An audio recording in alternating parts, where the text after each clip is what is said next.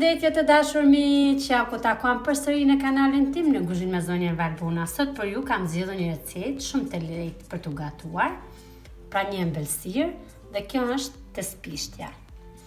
Për përgatitjen e tespishtes duhen këta përbërës.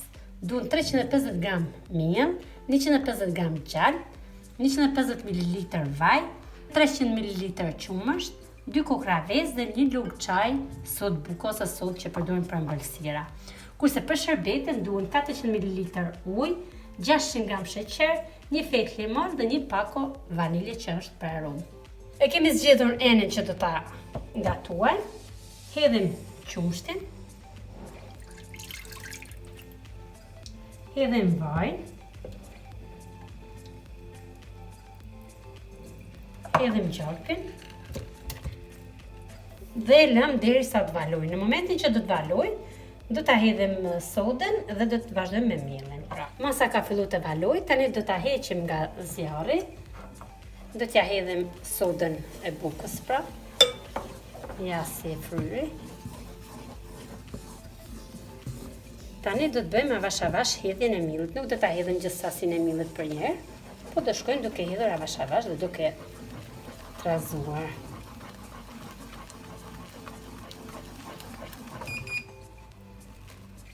Ja, pra nga gjalpi e ka marrë edhe këtë ngjyrën shumë të mirë.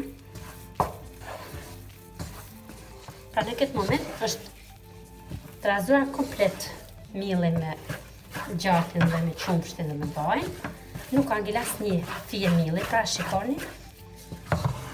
Masa është e butë dhe tani do ta vendosim në zjarr në temperaturë të avashtë dhe në mënyrë që mos na ngjitet tek tenxherja pra. Të bëjmë skuqen pak të këtij brumi.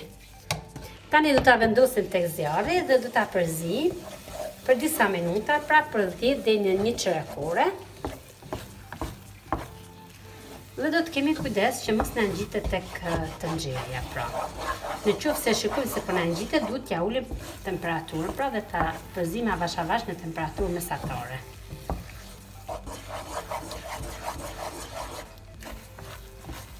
Pra në këtë moment që masa është bërë kështu pra, luga lahet komplet, tani do ta heqim nga zjarri dhe do ta lëmë të ftohet për disa minuta në mënyrë që mos na djegin dura sepse do të trazohet me dorë kur t'ja hedhim vezën.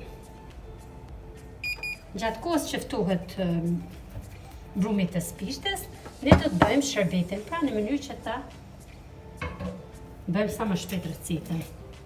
Vendosëm ujin, hedhim edhe sheqerin.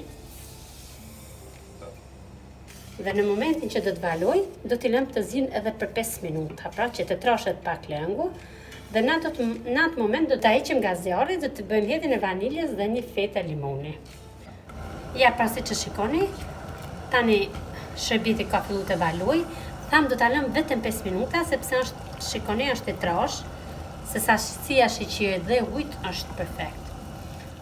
Tani do të bëjmë hedhjen e vaniljes, pra e kemi fikur nga zjarri dhe i lëmë në temperaturën e vet. Hedhim vaniljen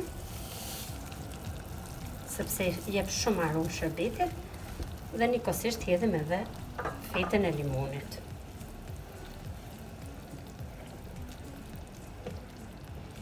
Tani shërbetin do ta lëmë të ftohet avash avash.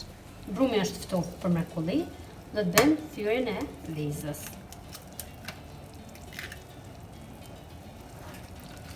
Dhe do të bëjmë gjeshën e brumit pra. Do ta ngjeshim derisa të tretet komplet veza dhe mos të shikohet fare pra që ka vezë.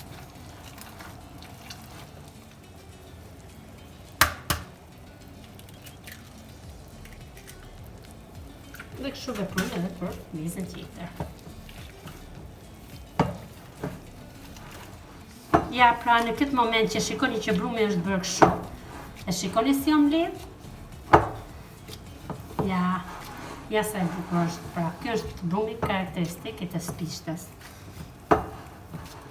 Tani tavën tonë kemi lyer,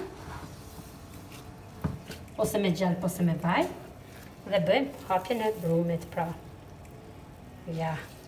Brumi do të përzihet deri në momentin që të mlidhet vet, pra ju tregon vet brumi kur është gati. Do të bëjmë hapjen e brumit tek tava. Tava do të zgjidhet për sasinë e brumit, pra, sepse sasia e brumit tek tava nuk do të jetë më e madhe se pothuajse 1 gisht.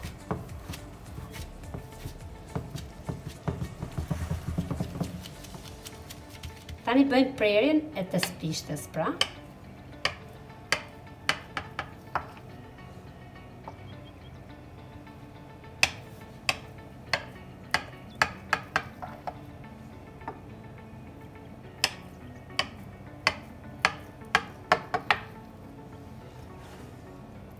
Mund t'japim format katrore, mund t'japim format drejtkëndshme, pra sipas dëshirës. Por unë sot po jap në formë rombe. Dhe mund t'japni formën, t'ja bëni lulat sipas dëshirës, pra. Unë po ja bëj me majën e thikës, mund t'ja bëni me bishtin e lugës, mund t'ja bëni me pirun, si të keni qef. Por unë po jap këtë formë. Pra ja tespishtja është gati për furrë në temperaturë 170 gradë dhe të ta shikojmë derisa të marrë një ngjyrë të kuqe nga sipër, pra.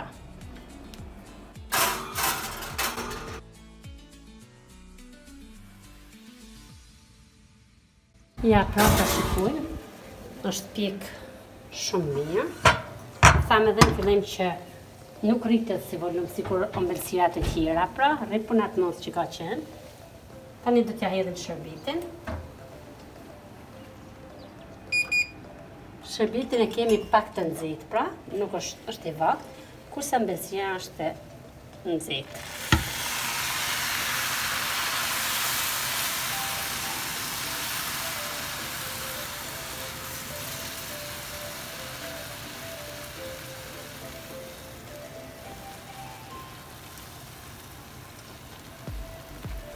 Serviret e ftohtë do ta lëm për 2-3 orë të pushojë. Dhe pas 2-3 orë që ta thithim shërbetin, është e gatshme për të servir. Ja, pra të dashur miq, kjo është receta që përgatita sot për ju. Shpresoj t'ju ketë pëlqyer dhe mos hezitoni ta gatuani në shtëpitë të juaja, sepse është një ëmbëlsirë shumë e shijshme. Tash është tradicionale dhe çdo gjë tradicionale është e mirë. Mos harroni të bëni subscribe, të më ndjekni në rrjetet sociale në Facebook dhe Instagram. Shihemi së shpejti në videon e radhës. Mirupafshim!